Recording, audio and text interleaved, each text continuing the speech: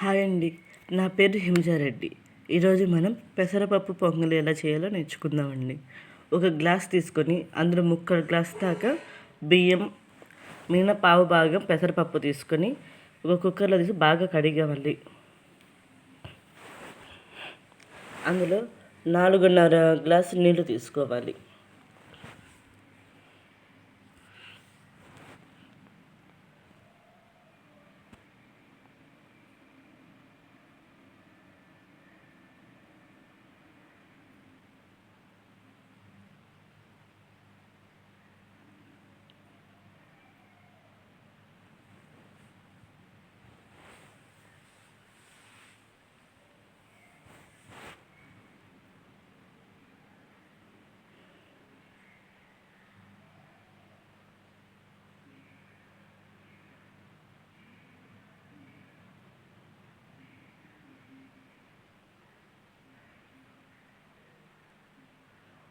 తర్వాత కొంచెం పసుపు, కొంచెం నూనె,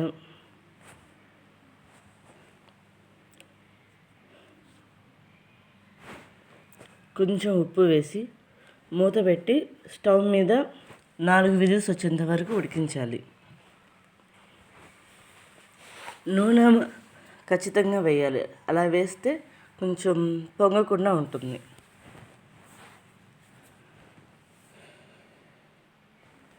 తర్వాత స్టవ్ వెలిగించి బాండీ పెట్టుకొని అందులో కొంచెం నూనె పోసుకొని వేడి చేయాలి.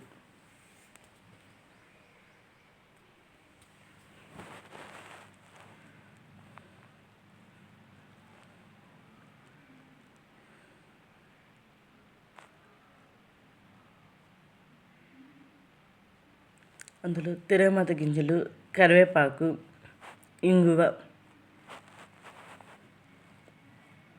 వేసి వేయించాలి. తర్వాత కొంచెం వేరుశనగ గింజలు కూడా వేసి వేయించాలి.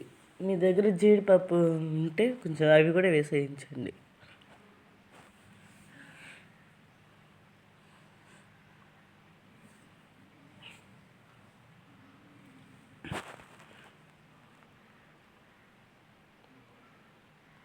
తర్వాత అల్లము, పచ్చిమిర్చి, మిరియాలు కలిపి పేస్ట్లా చేసుకొని ఆ బాణీలో వేసి వేయించాలి.